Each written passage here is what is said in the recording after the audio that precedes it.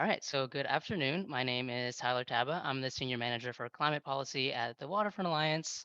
Waterfront Alliance spearheads the Rise to Resilience Coalition, which has been referenced a couple times throughout the day, and lots of the audience and panels in today's sessions are members of the coalition. And so just wanted to echo some of the points made earlier by Kate Boycourt and others about call to action to join the coalition if your organization is interested, inspired, concerned about the harbor and tributary study. This is just one of the pieces of resilience and adaptation solutions. Granted, it's a huge piece of that puzzle. So I'll be sure to drop some information about the coalition and happy to connect with anyone separately on that.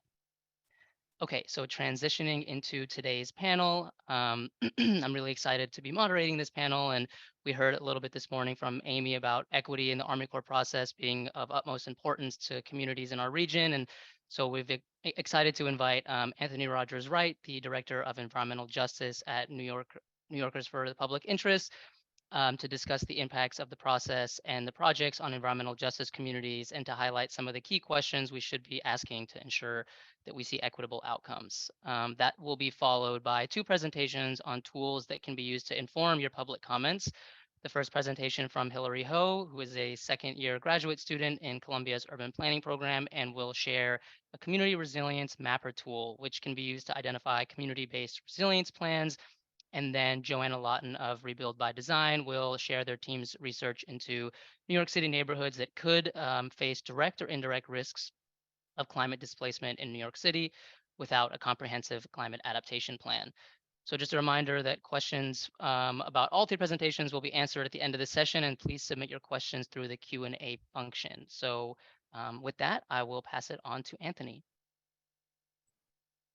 Hey, Tyler, just a quick update. I think Anthony is having some Wi-Fi issues and going to be resetting. Hillary, if you are ready to go, we might just switch it up and have you go first.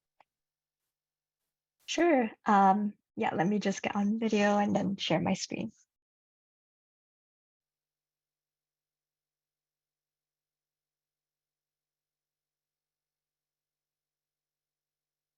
Can everyone see this okay? It's still loading. Yep, there we go. Okay, I think it's still loading for me, but okay. All right, so hi everyone. Thanks so much for having me as a panelist today. And my name is Hillary, and I had the pleasure of working with the Rebuild by Design team on a project that I'm going to be presenting today called the New York City Climate Resilience Plan Mapper. So as a quick introduction to myself, I worked on this project while I was an energy and environment planning intern at Regional Plan Association, and this is the summer of last year. Right now, I'm a second-year urban planning master student at Columbia. Okay, so to set the stage for this project, this collaboration really had its groundings in Hurricane Sandy, and specifically to reflect on the 10th anniversary of Hurricane Sandy last October. We really wanted to think of ways that we might highlight all the important community work that has occurred in neighborhoods all across the city since the storm. And as many of us are aware, the city really was infrastructurally not prepared to deal with a storm of this intensity. And unfortunately, over 40 people lost their lives during this disaster. I think in all this too, it's I think really important to talk about the neighborhoods that disproportionately bore the brunt of this storm.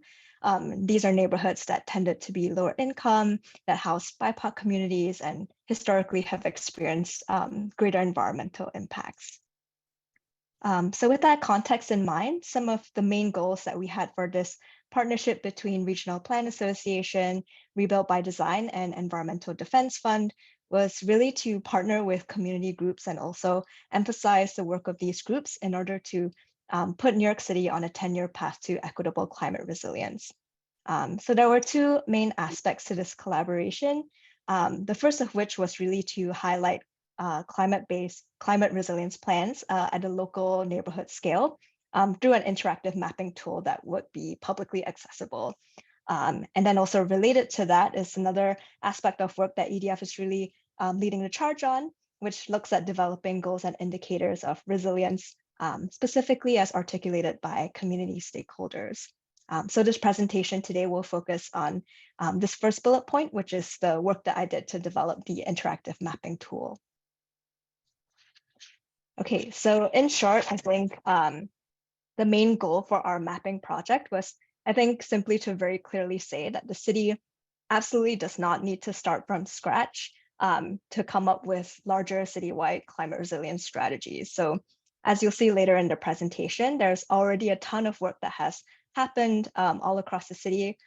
So it's really important for policymakers to look to community members who know their neighborhoods best in order to plan ahead. Okay, so since Sandy, there's already been lots of movement that's been done at the neighborhood scale, where community members have taken it upon themselves to already start that process of rebuilding. And one example that I have here on the slide is the Red Hook Mesh Wi-Fi network in Brooklyn, where residents set up their own Wi-Fi transmitters all across their neighborhood, both as an emergency preparedness tool as well as a tech equity measure, really to make sure that their neighborhood has free Wi-Fi access in any time of emergency. So this is just one of the many, many great examples of local scale efforts that are happening citywide post-Sandy. So I think, as we all know, these local ground up efforts sometimes brush up against this tension with larger citywide climate resilience approaches and plans. And I think this is completely expected, right? Given that plans, city reports and guidelines tend to target a much, much larger scale than, say, your local community-based organization. And while I'm not at all saying that these plans are bad, I think in fact they're super necessary in helping us get towards a more systematic approach to citywide climate resilience. I think at least when, just from personal experience as well, like reading through some of these plans, I think sometimes it's really hard to find the local context and really neighborhood level of, what's happening in my neighborhood, what's already been done on the ground. And yeah, really keeping that in mind to make sure that the city is not replicating efforts or worse, maybe overriding any of these local contexts that might be happening in our neighborhoods. Okay, so just with some of that background information in mind, I'm going to now take you through the process of how I helped to develop this mapping tool. I'm going to share some of my reflections along the way, and then I'll also leave some time for a live demo of this mapping tool as well, so you can also learn how to use this for your own research and advocacy work. Okay, so with tools like these, I think it's always easy to think about the visualizing process at the end of it, but there are a couple of large phases that had to occur before getting to that final product. And in fact, these 3 phases took up the bulk of work to produce this map. And it was essentially a summer's work last year, but of course, we got lots of help from community organizations who very generously provided their plans to us. So yeah, I'll go into each one very briefly. So the first stage of this mainly focused on crowdsourcing, and this really involved casting our nets far and wide, speaking to folks within our own networks, and then also doing our own research to find out what plans were out there that we might not have known about previously. So we had a Google form that we shared around, and we also had various meetings and calls to kind of get plans and initiatives from a range of community-based organizations. So just initial reflections from this stage of work. It was really interesting to kind of see the variety of plans that we got. We had some really granular neighborhood scale ones, such as the Northern Manhattan Climate Action Plan. At the same time, we also had really big plans like the Big U proposal that I'm sure, as many of us know, won Rebuilt by Design's competition for that started off a series of coastal resiliency projects in Lower Manhattan. And then moving into that second stage of the process, I think this speaks more to sort of the GIS like method mapping cartography process that some of y'all might be interested in. It was really about assigning each plan spatial data and then making some decisions on how to visually represent things. And I think this part, while it sounds easy, it sometimes runs into this tension of how do we represent neighborhoods when sometimes the existing data that is out there, such as, for example, neighborhood tabulation areas or other forms of neighborhood data that you might know of, sometimes the boundaries of them don't really conform to people's actual lived experiences of their neighborhood boundaries on the ground. So I think during this part of the process, we had, conversations internally on how to really make sure that we get to the very local aspect of each community plan, but at the same time, understanding that neighborhood boundaries sometimes can be quite contentious. So I think we ended up deciding on a point with a little bit of a buffer around it to kind of manage both of these tensions. And then lastly, all of this work was really then to consolidate a library or database of all these amazing climate resilience plans all across the city. So each row here represents a plan that we had gathered from a community-based organization, and then any sort of accompanying descriptions, information that we wanted to reflect in our mapping tool. So all of it really was a mixture of qualitative data and then assigning quantitative spatial data to create this running database. Okay, so I'm now going to move on to a live demo of this tool. And I'm going to be explaining as well while demonstrating how to use this tool, how you might also use it for your own research and advocacy work in the space. Okay, can you let me know if you can see the mapping tool? Okay, perfect. Yes. So when you open up this page, you will be met with a welcome message here that talks a bit about the background that I went through earlier in the presentation. So the only thing I really want to emphasize in this side message here is this Google form link. This mat is the goal of this mat is for it to be continually updated. So we know we've missed a bunch of plans, especially since not every plan has a report or maybe a website. So if you know of any other plans, please let us know with this form. And then, yeah, we'll get to adding as many as we can on this platform. So you can hide that. And so the default view for all of these plans starts off with the community-led one, since that's the most important aspect we wanted to show from this project. But you can also click on government-led plans. So you'll see there's a lot based in Lower Manhattan, not surprising. And then also academic and other plans in purple. So these could be, say, urban planning studios that maybe partnered with a community-based organization or were based in a specific neighborhood in New York City. And then you can also click on various plans to have a pop-up that shows up that has their organization, other information like the status of the plan. And then most will have an active link that will take you to that organization's website or a link to the actual report that it's based on. So that's this plan type section of the tool. I think another really important aspect of this tool is really to be able to see the range of resilience themes that kind of are spread all across the city. So we really wanted to have this tool that kind of lets you toggle on and off the types of resilience plans. So there's coastal flooding I have on here, but you can also filter it by stormwater, urban heat, green infrastructure, and so on and so forth. And I think even me clicking through this kind of provides some interesting spatial patterns and insights to some of the plans that we're seeing all across the city. Okay, so I'll leave it on urban heat for now. And then we have another section here that includes additional layers. And these I would consider either built environment features or perhaps climate risk layers as well, so that you can see additional context and how they interact with the type of climate resilience plan that you might have toggle on here. So for example, here I've clicked on the 2050 flood zone. We also have sea level rise. And because this was a Hurricane Sandy based project, we have Hurricane Sandy surge extent layer, stormwater flooding, and then lastly, we also have heat vulnerability. So right now I've had all these specific layers turned on with urban heat and heat vulnerability. And I think the power of this tool really comes in the interaction between all of these different themes.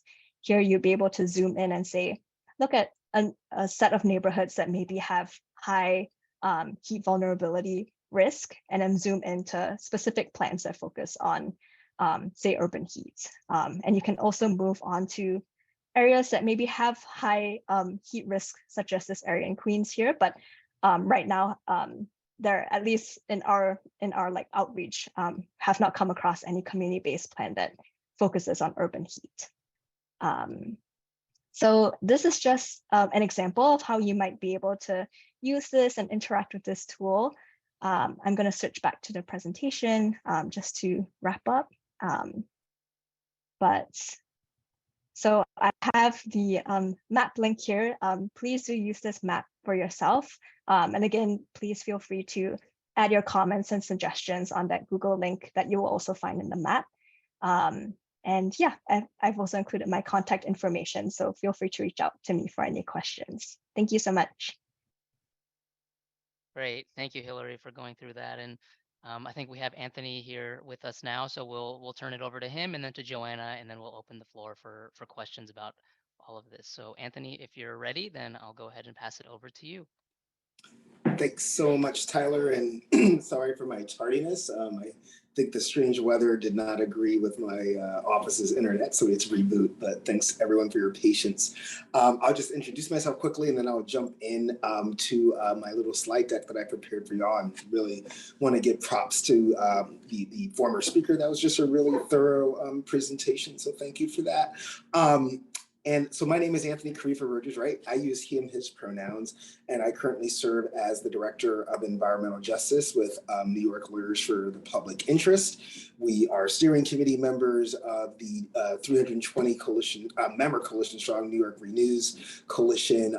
We are also co-founders of the Peak Coalition with our dear friends, New York City Environmental Justice Alliance and Uprose, both out of Sunset Park, Brooklyn. And for 45 years, NOPI, as we are sometimes called, has been a leader in city, state, and regional in environmental justice and other civil rights and social justice issues. So it's really great to be with y'all today to give just a really quick synopsis of applying an environmental justice lens. I'm by no means the only environmental justice practitioner that we should be soliciting for questions. There are many, many communities and community-based organizations that will be directly impacted should this project proposal go through, and we need to make sure that they're all at the table and that they're all considered as well. And I will definitely include my contact information at the conclusion of my presentation, but I think first I have to request to share my screen. So I'm not seeing where I can do that. I'm wondering if the host could do that for me. Oh, here we go. Share content screen. Okay, start broadcast. Great, and I will now move to my PowerPoint. All right, can someone just give me a verbal affirmation that you can see my screen? We can see it, Anthony. Looks Yay, great. excellent, awesome, great. So, you know, how do we explore the existing analysis through an EJ lens? So just a quick schedule of events. I'm just gonna give a quick overview of EJ implications as currently analyzed in the Tier 1 EIS, which will include analysis of the environmental justice social impacts report that analysis was based on. And then I will talk about some of the EJ principles that have been with us for you know, over 2 decades, including the Hermes principles, the environmental justice principles that, you know, should be applied as the larger public continues to develop questions. I believe there is a public comment period that concludes in March. So this will then lead us into some next steps and recommended set of questions that I believe, based on my analysis, that should be asked to Army Corps and other pertinent agencies who are taking part in this. So with that, just a quick overview of what I was able to ascertain. This is very, very quick. It's a very, very big document. But right off the bat on page 18, the analysis of EJ communities within the study area did fail to mention a recent executive order that was definitely instituted before this analysis was completed, Executive Order 14008, which was actually one of President Biden's first executive orders. It was signed on January 21st in 2021, like literally weeks after he had taken office. And it does include the federal program known by some as EJ 40 or Justice 40, which directs federal investments that at least 40%, a goal of 40% of the benefits will be realized by so-called disadvantaged communities.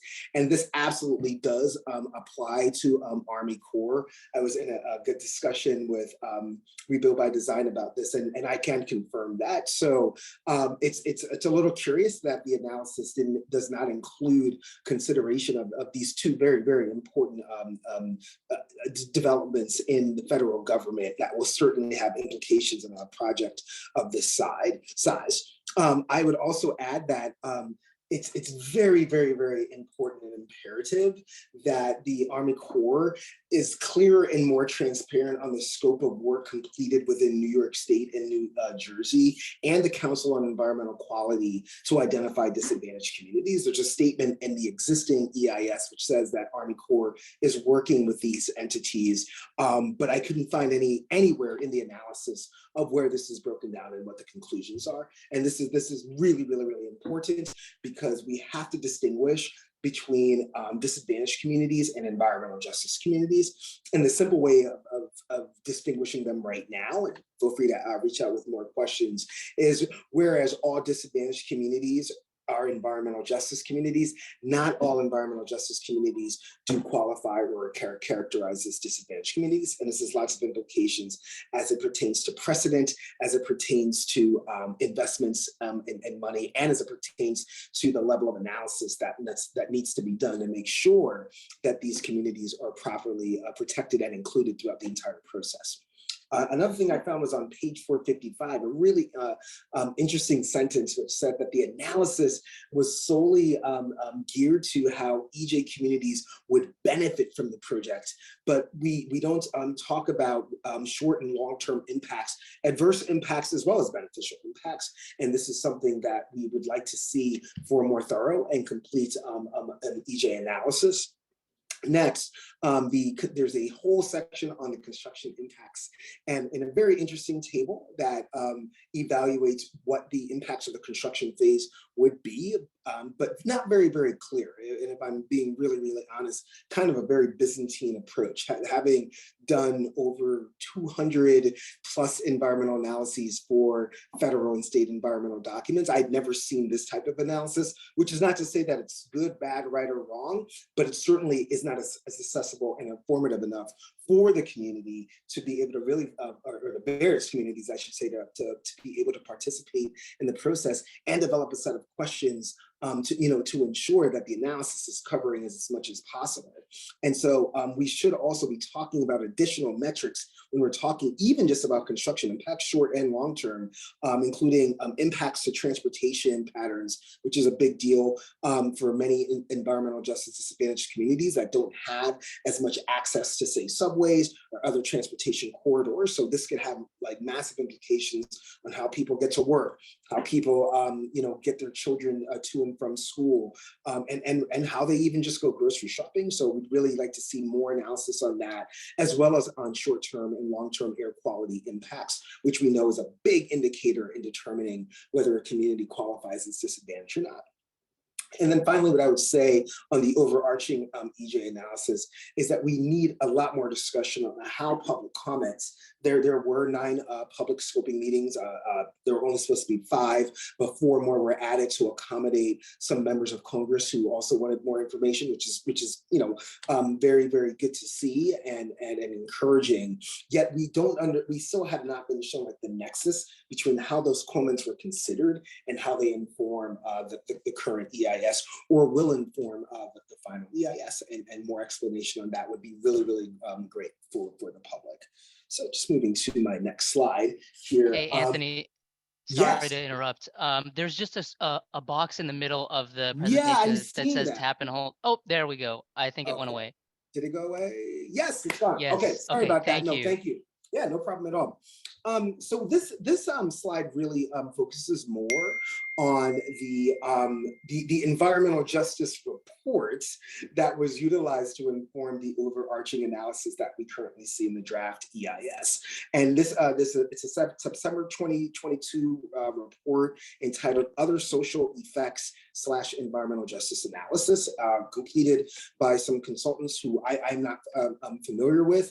But I do want to point out a few things. So one, in that discussion or that report, there is no mention of the 2019 Climate Leadership and Community Protection Act, specifically Section 7.2, and I would add Section 7.3, which really lifts up the need to ensure that disadvantaged communities are not disproportionately impacted short-term, long-term. This obviously is one of the major pieces of climate policy to come out of any state. Some have referred to the CLCPA as the most aggressive climate bill in the country, maybe even in the world. But it's very, very important that we at least consider that, and I think it's something that we would want to see either in an amended report, or it could even act as a standalone report, quite frankly, because that's just how important it is to the overall implications of what we're analyzing and who's going to be impacted. Secondly, there is no mention in this report of disadvantaged communities at the federal or the state level. And I put New York specifically because, and I see my friend Cynthia Mayon from New Jersey on the call. So Cynthia, remind me, I don't believe that New Jersey has a disadvantaged community designation, that they defer to the federal government. But I mean, even more so, the reason why we would definitely want some discussion of the Council on Environmental Quality's not too recent, I would say in the last like 5 or 6 months, they have come out with their criteria for disadvantaged communities. And then of course, here in New York State, we will have our final criteria in disadvantaged communities by next month, or we're hoping by next month, according to our climate justice working group. And then the final thing that I'll say about the report quickly on this is that there are numerous metrics that determine characterization as a disadvantaged community, yet they weren't analyzed in the overarching EJ analysis. So that includes economic impacts, of course, aesthetic impacts. I mentioned air quality, transportation, something that I think is really, really imperative to make sure that we have a complete picture and we're analyzing as much as possible so that we don't have any surprises or anything that's neglected, which could lead to further neglect of these communities who have been neglected and overburdened in the first place. The second thing that I found that really stood out to me was that the term participation was defined by the authors of the white paper and the consultant rather than through an EJ lens. Participation to community-based organizations that are accountable to EJ communities means something very, very different than how the government pronounces it, right? Whereas the government tends to only really look at the bare minimum and doesn't really offer any guidelines of what does proper public participation look like, or enhanced public participation. Environmental justice groups and CBOs certainly do have this lens, and we do want to see some coordination, because there are community-based organizations accountable to EJ communities throughout all of the regions that were analyzed in this draft EIS. And then finally, there were certain criteria that were excluded. I'm pulling it up now, but specifically, if you get a copy of the report, it exists as a sub-appendix.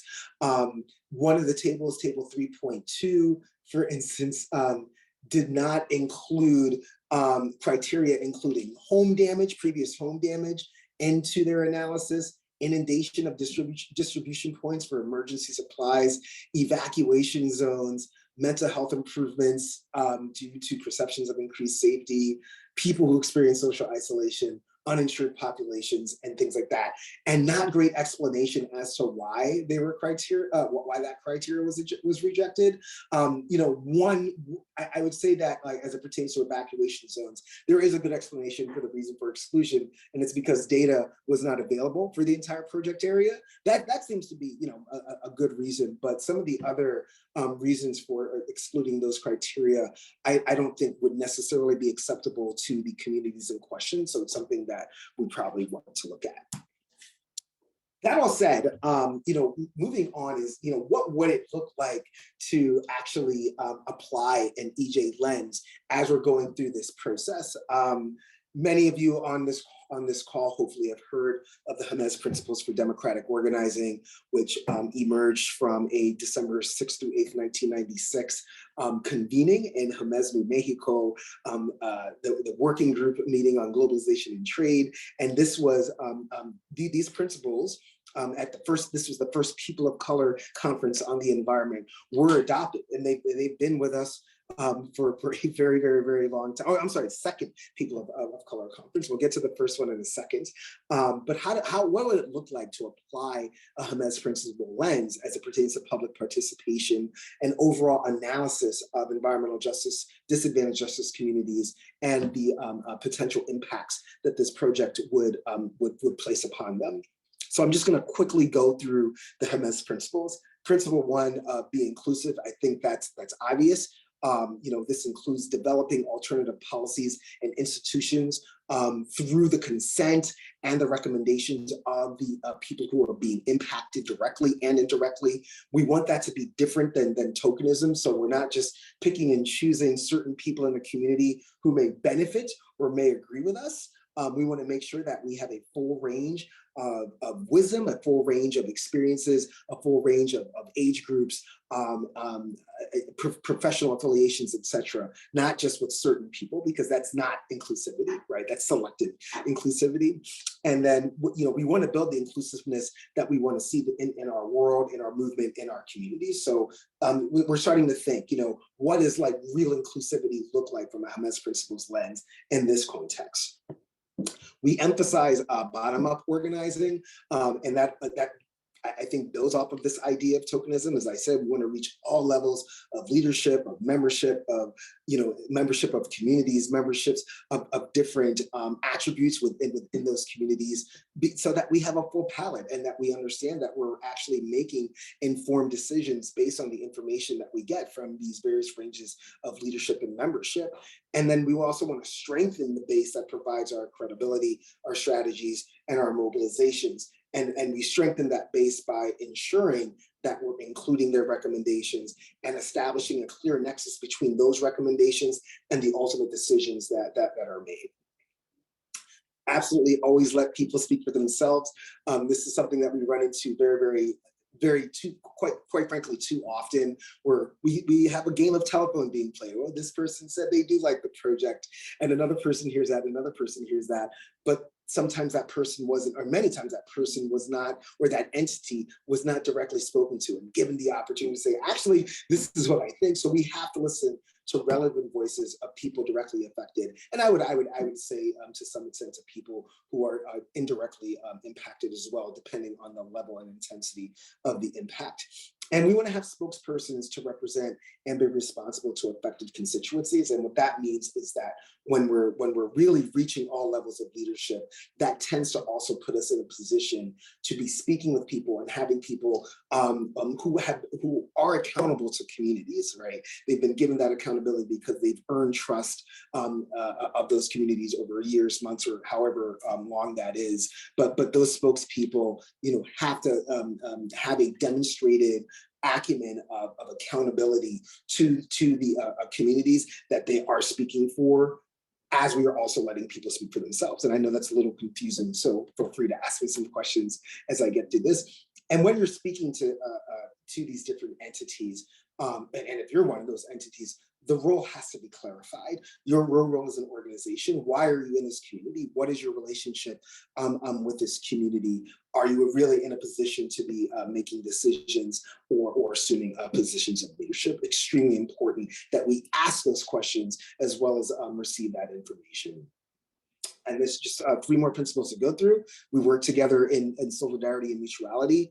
So we consciously act in solidarity and mutuality. We support each other's work, especially when we're talking about a gargantuan undertaking as what's being proposed by Army Corps right now. And we want intersectional work in our foundation, in our government, in our lead agencies, instead of just lending support to specific organizations or lending voice to specific organizations and entities, we want to make sure that we have a full intersectional lens, because we know none of these impacts are going to exist in a silo, right? They're all going to be interlinked, just like the climate crisis is. The climate crisis is a series of interlinked cataclysms that bring us to the point where we, of course, have to evaluate what our shorelines are looking like. Hence why we're all here right now. We build just relationships among ourselves and our agencies, our government agencies, state agencies, local agencies, and their representatives. And that means treating each other with mutual respect as individuals, as organizations, and community members. And that is really, really determined in large part. And it's been my experience in these environmental impact statement processes with the public participation process itself. You know, are our communities really involved, or are we doing the bare minimum? You know, even like how many languages have we translated announcements to public scoping meetings?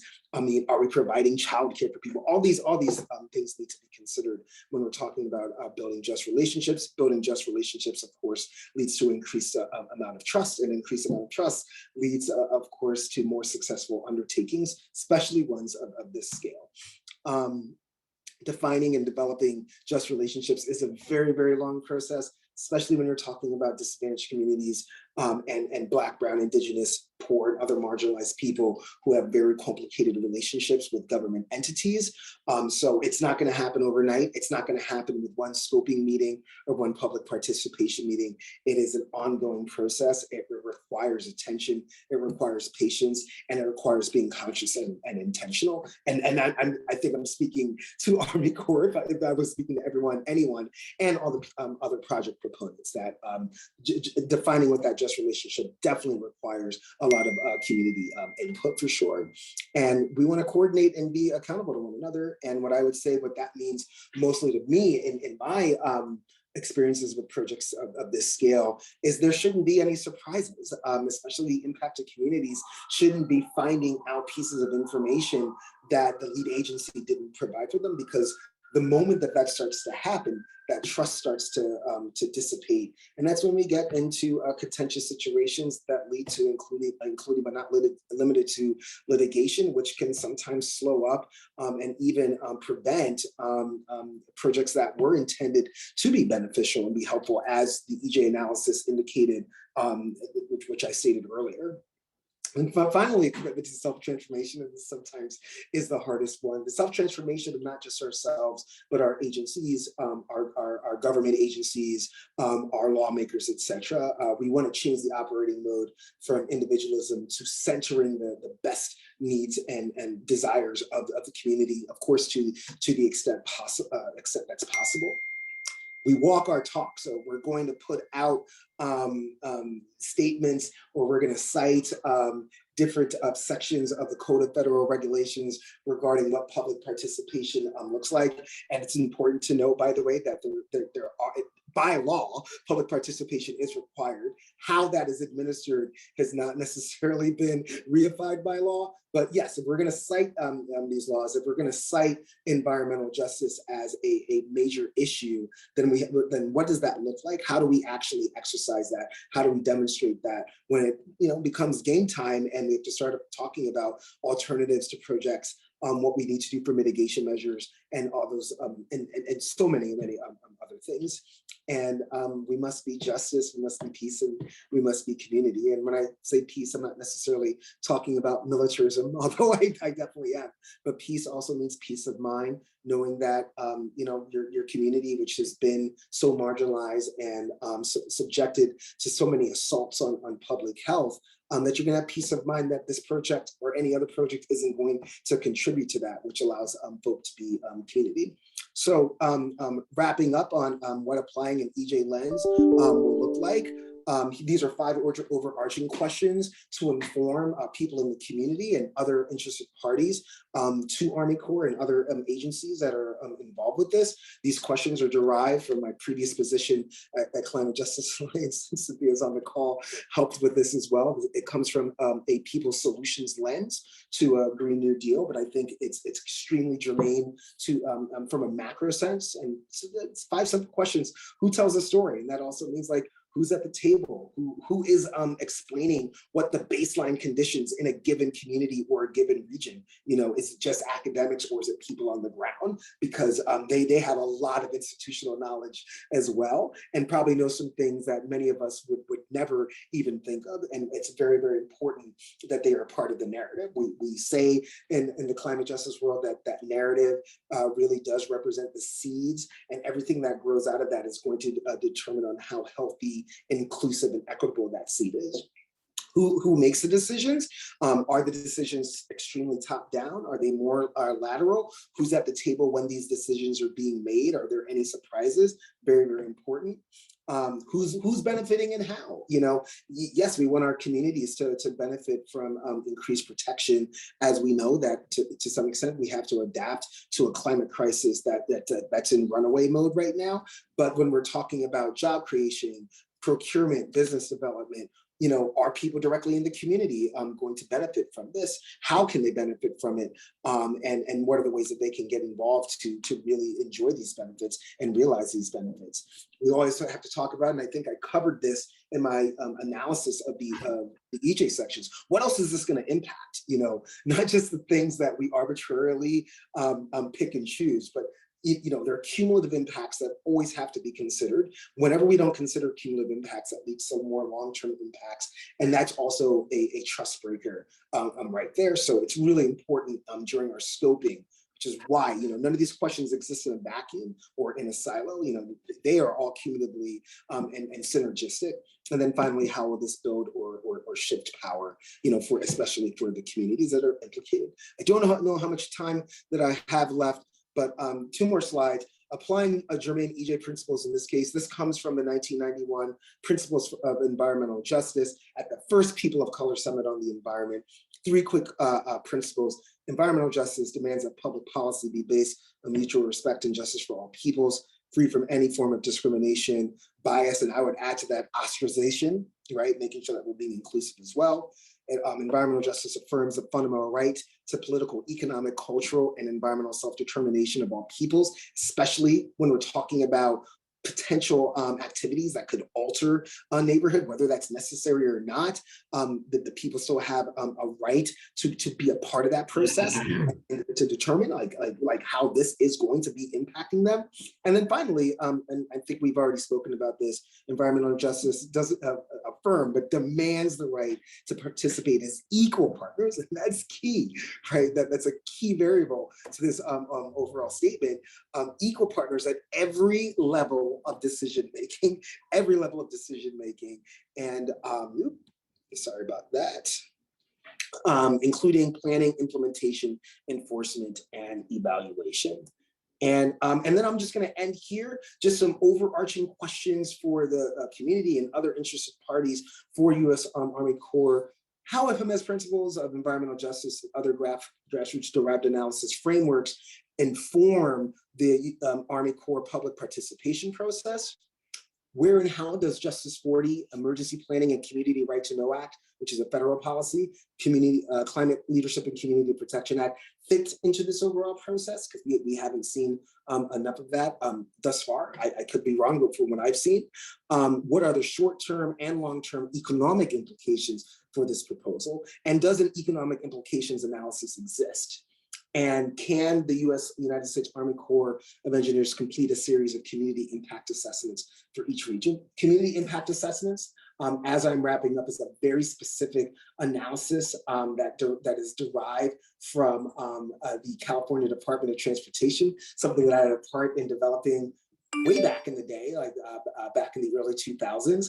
But you know, in short, a community impact assessment is a process to evaluate the effects of a given action on a community and its quality of life, They serve like numerous uses, but mainly they serve as background technical reports for environmental decisions. And they include categories like land use and growth effects, so the consistency of a given action with local plans and policies, compatibility with existing and planned land uses, direct or indirect influences on growth, whether that's population or economic growth, and if pertinent impacts on farmlands, other timberlands, and other natural critical environmental areas, we call them in New York. Also considers the social effects, extremely important when we're talking about environmental justice, community character and cohesion. How does this, any action affect that? Community facilities, relocation of housing, and then environmental justice writ large. Effects on public services are analyzed in CIA's community impact assessments. And then finally, economic effects. This is going to result in relocation of critical businesses, changing in access to parking for businesses and transportation, changes to employment, and changes to tax base. So I'm going to stop sharing now, if I can figure out how to do that. Stop. There we go. And thank you so much. I will put all of my contact information in the chat. Please stay in touch. Please send any questions. I could go on, like Captain America says, I could do this all day, but I think that Rebuild by Design would have take some umbrage with that. But thanks, and I'll look forward to your questions. Great. Thank you so much, Anthony, for such a thorough presentation. And yeah, just a note to please enter questions into the Q&A tab so we can get some good answers and good discussion in the Q&A portion. But for the sake of time, I'm going to turn it over to Joanna Lawton with Rebuild by Design to talk about climate displacement in New York City. Great. Thank you, Tyler. And thank you, Anthony, for that really incredible presentation. That's a tough one to follow, but also I think the perfect way to frame and create a lens for the research that I'm going to discuss that Rebuild has been working on in collaboration with Milliman on climate displacement in New York City. And with that title, I do want to make a quick note and a little bit of an apology to our friends in New Jersey who have just seen with Hillary's presentation and ours coming up, a lot of research based in New York City. But with that being said, and I'm sure Hillary would agree, we are always looking for partners, collaborators who can help us dig into the data in New Jersey as well and broader New York State as well. So please keep that in mind. And if you have ever looking to partner on this type of research with us, just let us know. So with that, I will jump into our current research that we released this past fall on climate displacement in New York City. And the purpose behind, well, let's see, there we go, getting them advanced. So the purpose behind this research endeavor was to understand a couple of things. The first being the climate impact on the region, or in New York City in particular, from coastal flooding due to storm surge and sea level rise. Then with that physical threat to coastal communities, we want to understand the social and financial implications for both those coastal communities as well as inland communities who might be affected by moving. The third thing we wanted to better understand was the socioeconomic makeup of New York City and how that might shift as all these populations begin to move as climate change worsens. And then finally, the last piece is just we wanted to be able to inform decision-making for policymakers as well as inform your own public comments as you go forward. So we hope this research will just be a useful tool for you to dig into. And I'll say it really is a pretty simple methodology to scratch the surface of a really, really complicated problem that we're going to be addressing for the next couple of decades. So the first step we wanted to do to understand how climate displacement may occur in the coming decades is to look at the 2050, 100-year floodplain. Then with that floodplain in mind, we looked at income in New York City and identified areas that you can see here in the darker green that have a really high percentage of households with low income. Then with those two inputs, we were able to create 4 categories or 4 quadrants. The first being stable areas. So those are areas that have high income and low flood risk. So that means they'll probably have very little impetus to move as climate change worsens. And if there be a need, they have the resources to do so. Then we have the emigrating population. So those who have a really high flood risk, but are also high income. And so when the time comes, they will have the resources to be able to make that decision when and how they would like to move. Then the next category is destination. So those are neighborhoods that have low income and a low flood risk. So as others are looking to move and just are starting to think about if they want to move away from the shoreline, they may look to these neighborhoods to move to because of the lower rents. Then finally, we have crisis areas. So those that are lower income and have really high flood risk that are likely going to have to move, but won't have the resources to do so without some sort of government program. And we took those quadrants and we mapped that over all of the block groups within New York City. So you can see really the majority of the areas are actually that blue color that is stable. But for a lot of the coastal areas, you can see there are a ton of people who will have to face that decision about whether or not to stay or to move. And then in the lightest shade that you can see, we have some areas in Brooklyn and Queens and a lot in the Bronx. Those are the neighborhoods where people are really likely to move because of the lower rents.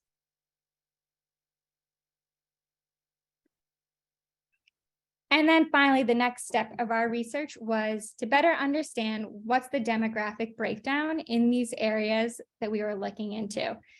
And the biggest thing that jumped out at us, one of our most surprising takeaways, I would say, is that 40% of New York's residents are at risk of displacement from the climate impacts directly or the indirect impacts of people moving to their neighborhoods, pushing them out by raising rents and adding increased pressure to the housing market.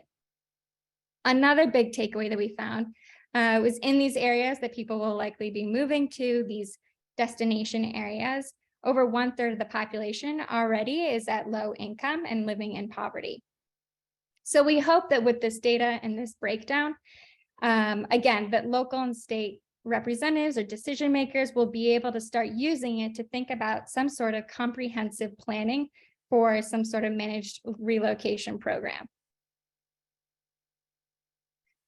And our main takeaways or initial takeaways from all of this research, when we looked into the 4 quadrants, is that among the emigrating populations, those who, again, who are likely to have to move, but will have the resources to decide when and how they will move, those residents were mostly white single-family homeowners, and those comprised of neighborhoods such as Seagate, Manhattan Beach, Williamsburg, and Malba.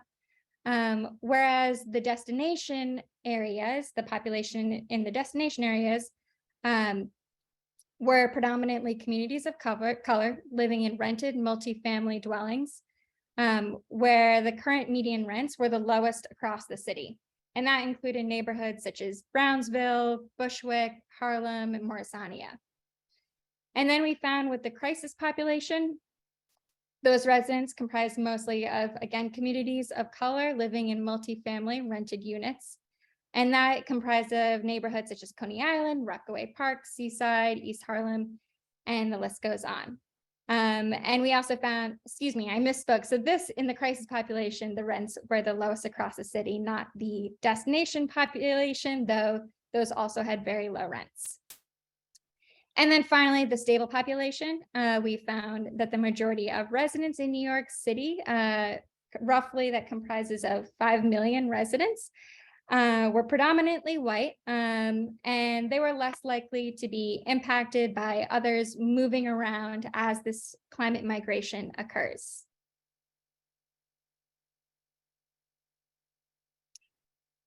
So we have a number of recommendations, and as I'm looking at these and thinking about these, I actually think that while they capture the sentiment of what we're saying, Anthony's principles really should be used to guide these recommendations because they were far more granular and really capture, I think, what we are trying to get at with our research.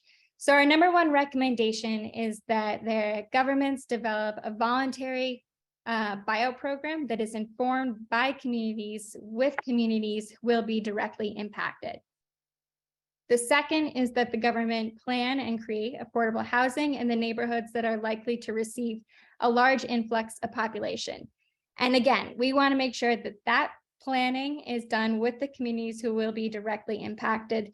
So today we've been talking a lot about all of this occurring with the outreach and the engagement of those who will be directly impacted by the coastal flooding and these proposed measures, but we do want to make sure that those who are going to experience all these rippling effects over the next couple of years are also involved in this engagement and this planning. The third recommendation that we have is to address the social implications of breaking up really tightly knit communities, addressing all of the social, cultural, economic ties that these communities have together as part of this planning process. And then the fourth recommendation that we have is to plan for the impact on critical infrastructure in these areas. So understanding that schools, emergency facilities, transportation, our power grid, et cetera, all of those will be impacted as the tax base also changes while people are moving. And we need to make sure that those who are staying in those locations still have access to these critical resources. So with that, I'll leave those recommendations, and I'm going to encourage everyone to check out, again, Rebuild by Design's website, not the same place that we've been directing you all day to with the Army Corps, but we have other research on there where you can check out this map. You can actually zoom in on the website to your neighborhood and see what quadrant your neighborhood falls under. And it's a really great tool that hopefully will be helpful when you are writing your public comment.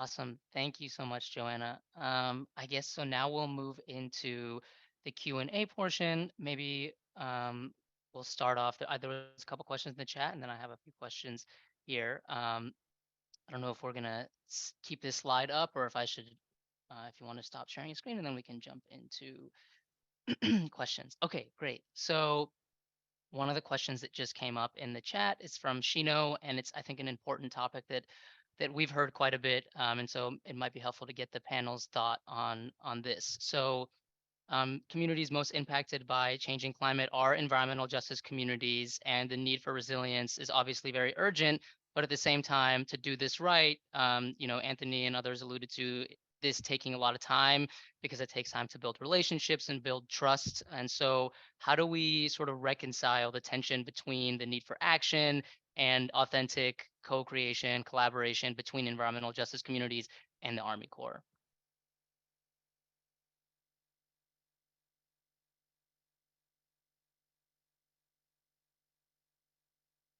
Sorry, I was putting my contact information in the chat for someone who would have requested it. I that's the question. I mean that is the magical, you know, question. So I have this amazing teacher. Her name is Mickey Kashtan. She's based in the Bay Area, and she is an incredible Israeli woman who says trust is developed when people do good things together. And so I think that's, for whatever that's worth, it's going to take a lot of that. We don't have a lot of time. The only time was a resource that we did have. We know how, where we are in climate history. It's getting worse. It's getting more intense, and the need for action needs to be expedient, you know, for sure. In too many cases that we approach the climate crisis very extemporaneously. But I think that, as Adrienne Maree Brown says, yes, we are in a sense of urgency, but it was also a sense of urgency that got us here in the first place. We need to consider that, because the worst thing that we could do is a continuation of the exploitation, of the marginalization that put these communities at disproportionate vulnerability in the first place. And again, I mean, we also need to not just think of these communities as indigent, waiting to be saved. Some of the most I would say, effective, groundbreaking, and innovative solutions to climate disruption are coming from these communities. So whether it's community solar in Sunset Park, Brooklyn, one of the poorest neighborhoods in the entire state, being led by Uprose, a community-based organization, or their grid proposal for the industrial waterfront. And then, of course, always indigenous wisdom. How do we build off of that? How do we scale that up? And how do we scale that out? And that might be uncomfortable, you know, for people who are used to moving in a certain way and at a certain pace. It certainly is for me. Even sometimes I love working with EJ organizations and EJ communities, and sometimes I have to remember to slow down myself because I'm just like, it's coming, you know, like we have to move now. We're like, yeah, I don't even know you, you know, like, why don't you sit down and have some dinner with us, and we can get to know each other, and then we can talk about climate solutions. But I think that you know, we do know what not to do. These communities understand what the scale of the urgency. They're experiencing it, you know, disproportionately, so they know what's going on. But if we come in too quickly as like saviors rather than as partners, that's obviously going to create a lot of tension. I know that was like very, very, very theoretical and not extremely granular and tangible, but it's the best that I can offer. Just make sure that inclusivity is the key, and I think that everything kind of works itself out. You know, once we establish that. Yeah, thank you for that answer. I'll pause for a moment and see if others want to jump in. Otherwise, I have another question that's in line, I think, with that. So my question there is, you know, Hillary showed and thank you again for showing that mapping tool, and I've had a chance to interact with it, and it's really great. And I'm wondering how you think this can be used in public comments to the Army Corps, and for the rest of the panel too. You know, what recommendations would you have for using community plans as a foundation or as a basis for organizations and individuals who are looking to weigh in on specific parts of the Army Corps projects? I saw a really direct thread and alignment between the community visioning and planning documents that already exist that were showcased in that mapping tool, and the Hermes principles that Anthony was going through, specifically Principle 3 about allowing people to speak for themselves. And a lot of these plans might already include ideas and solutions that the community has dedicated time and thought to. And it strikes me that this is a tool or a resource that would be really valuable for the city, the state, the Army Corps as they sort of work through those projects and ideas. So if anyone has any thoughts on how to use those community visioning and planning documents and in public comments. Yeah, I'll take a quick stab at that.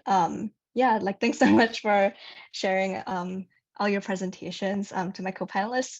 I think speaking as, you know, like a student who is still in the process of like learning about urban planning and all these issues, I think when I was going through developing this tool, one thing that really stayed at, you know, the front of my mind was really to try and capture the differences in local context, like all throughout the city. And I think especially this tool is made with its groundings in Hurricane Sandy and sort of the impacts that we've seen after.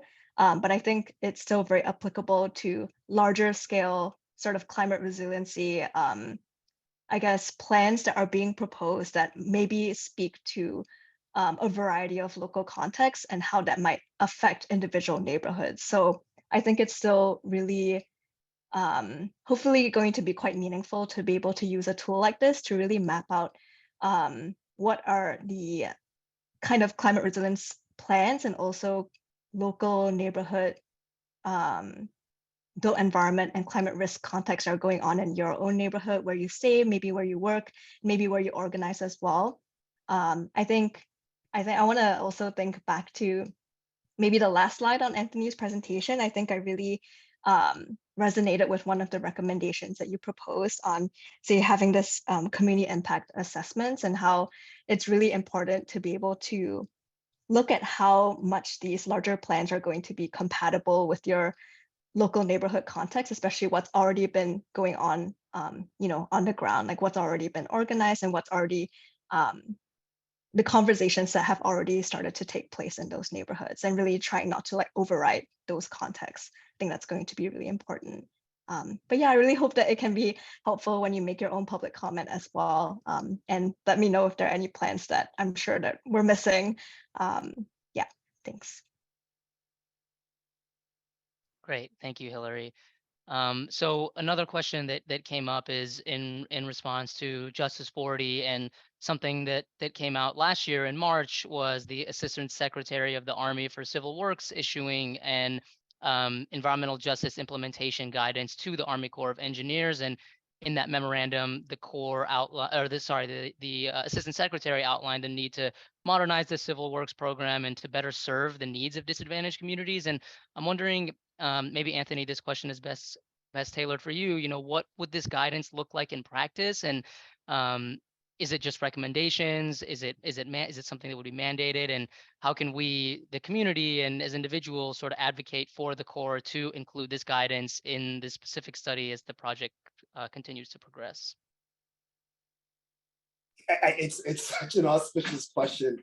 I'm in the process of reading this really awesome legal brief by a Vermont law school student entitled "Not a Box to Be Checked," which talks about the lack of environmental justice protection via regulation, for so long. And the student, which is what, if I understand Hillary correctly, to be a student, talking about intersectional, like, listen to the students, they're the bold ones. We're like, this is wrong, this isn't working, and this is why.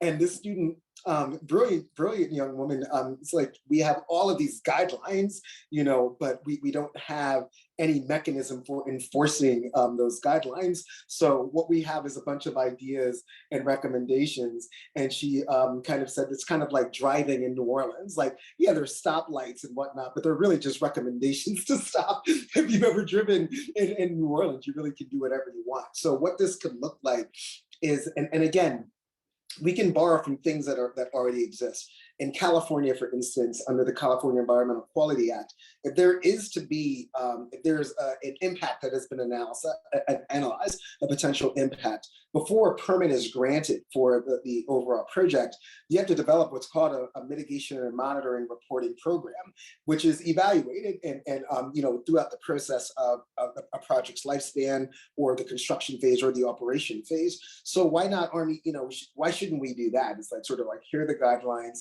here is what needs to be done for these guidelines to be satisfied, and every, I don't know, month or so, I'd probably say every week, but we can't ask the federal government to be that thorough. That's just not right. But maybe, I mean, even if it's biannually of evaluating, are you doing this? And if you're not doing this, then there have to be consequences that are spelled out, right? Like, all of us, the rest of us as residents of this country, we don't do certain things.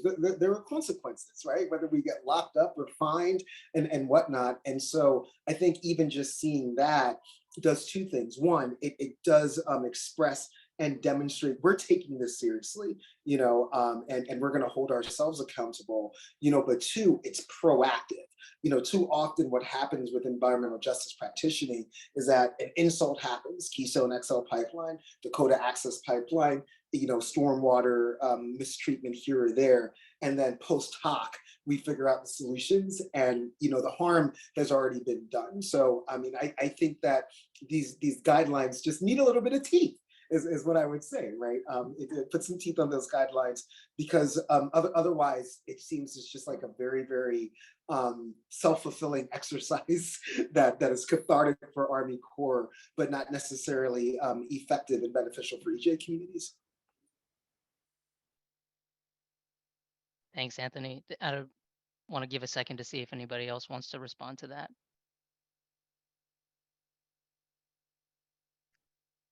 Okay, so the next question was on the topic of climate displacement.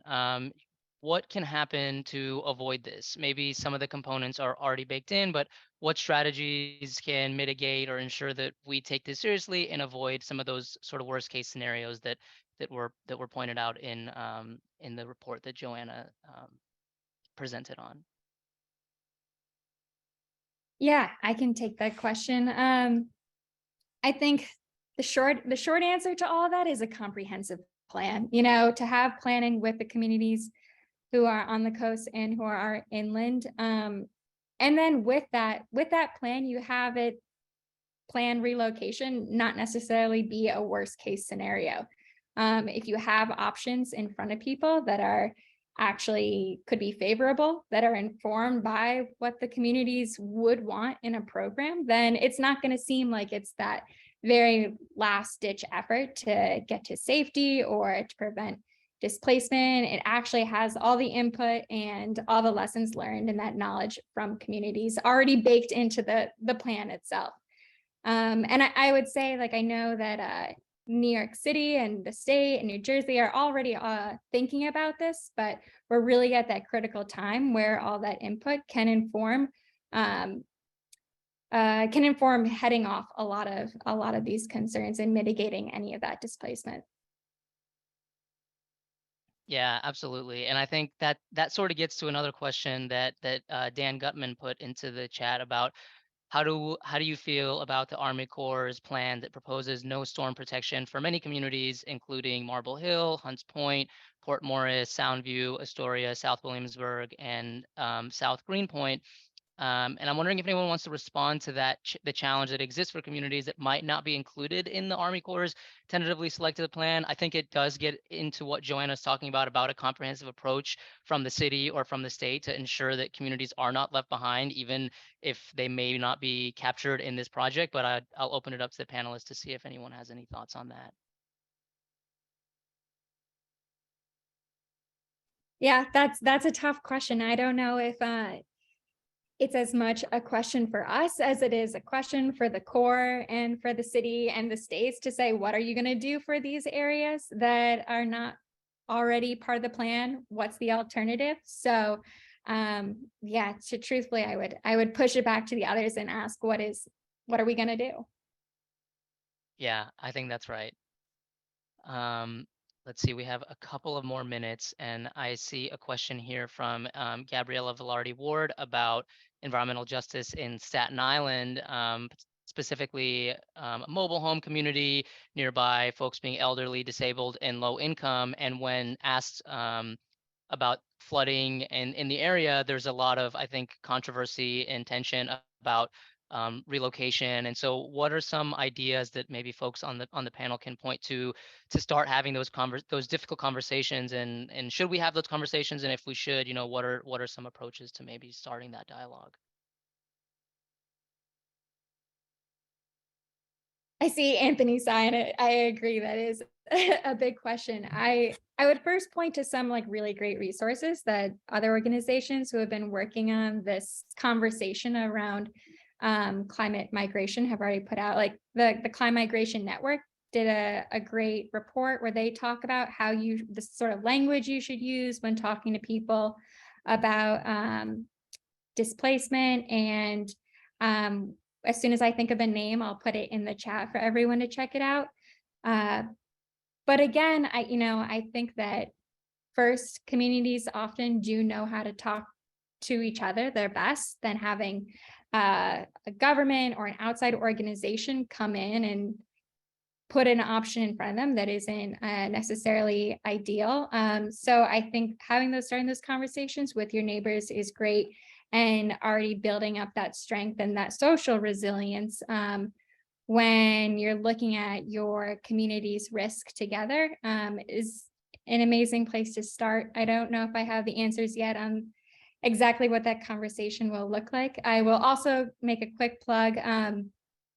The Rebuild by Design in partnership with the Trust for Public Land and One Architecture and Urbanism and UPenn will be doing a program in the coming months to work with communities who are affected by flooding and inland to start figuring out what those conversations should look like going forward. So when we do have more information, we will share it.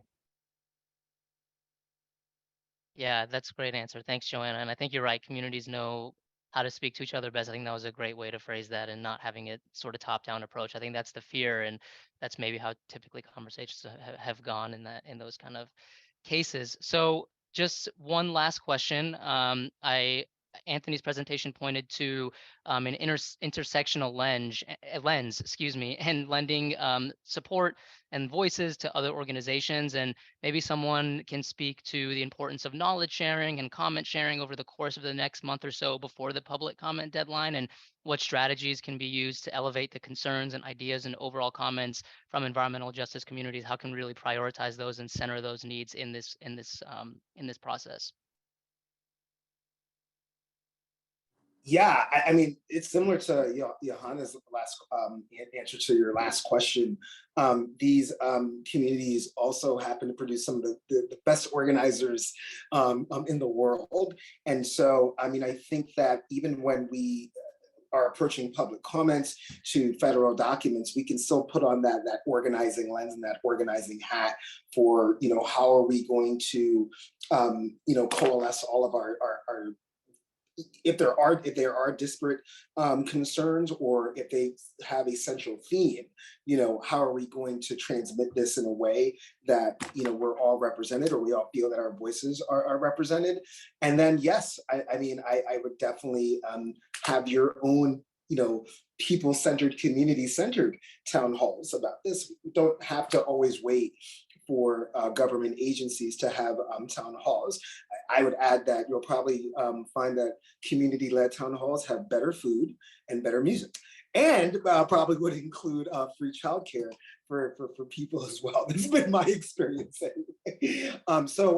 Really, including community-based organizations, the faith sector. I mean, such an incredible. You're talking about like neighborhood churches and the facilitators of those churches. They know everybody. They know everything about everybody, and whatnot. And they also have space, that's usually available, that they're not going to charge you too much for. So I think that's really, really great as well. And then, as I was just giving props to Hillary as well, really tapping in to local school networks and making sure that young people are involved, because they are good rabble rousers as well and can definitely bring people together. And we know that the issue of climate resiliency and adaptation is a big, big issue for young folk right now. So making sure that we get them involved. But usually, Tyler, all the infrastructure is there, and there's just so much of it. It's just about organizing and making it symbiotic, so that we're getting closer to those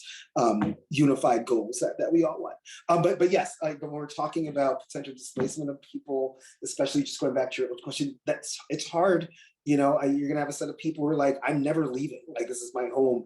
I'm not responsible for this climate crisis. Why do I have to leave? Some are like, I'm done. Get me out of here. So we have to balance that, because both sets of opinions have a point, and it's very, very emotional. It's very, because that sense of home, that community cohesion, especially in environmental justice communities, these are cultural, centers as well, where there have been people there for generations, families there for generations. So we can't be reductive of how emotional this is as well. I'll end by saying there's even a term for it called root shock by Mindy Fullilove, who's this amazing psychiatrist at Columbia University. And that's the term that she coined for when people see their communities change so much, whether it's gentrification, as Joanna spoke about earlier, or just you have to get up and leave. It's root shock, because our sense of home is a really big component of who we are as individuals. Thank you so much, everybody. This was a great panel. That was a great way to close it out, put a bow on a really good conversation. It's been a great and insightful panel as part of a great and insightful day so far, and I'm just thrilled to be a part of this teaching. So thanks everyone for sticking around. Just as a reminder, we do have 2 more really great, important sessions coming up. The next panel is on hazard and risk assessment, moderated by Kate Boycourt, followed by a closing session with the Army Corps at 5:30, where they will be answering all of the unanswered questions that in the chat and throughout the day. So really encourage everyone to stay on and stick around to hear these last few panels. And with that, I will close out this session and turn it over to Kate to lead us off into the next one.